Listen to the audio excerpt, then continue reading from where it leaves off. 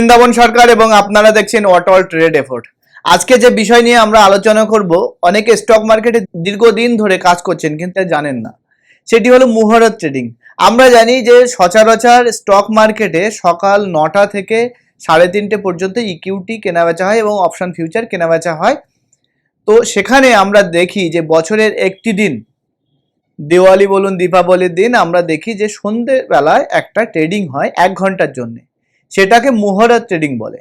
Actually মুহূর্ত শব্দের অর্থটা আমরা যদি বিশ্লেষণ করি তাহলে সেক্ষেত্রে আমরা দেখব মুহূর্ত কথাটা এসছে হিন্দি ভাষা থেকে।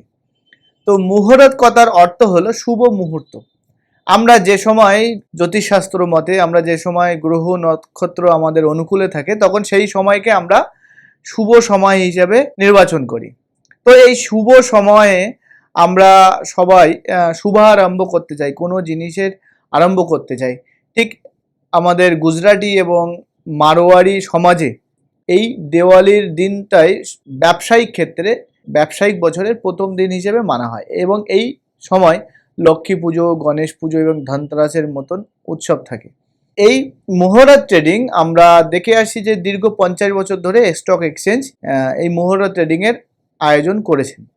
তো আমরা উৎসবের মরশুমে, বিশেষ করে আলোর উৎসবের মুহূর্তে আমরা নিজেরা শুভ সূচনা আমরা করতে চাই। তো তার জন্যই মুহূর্ত ট্রেডিংয়ের আয়োজন করা হয় এবং এটি স্টক এক্সচেঞ্জ দিনটি নির্ধারণ করেন এবং সময় নির্ধারণ করে দেন।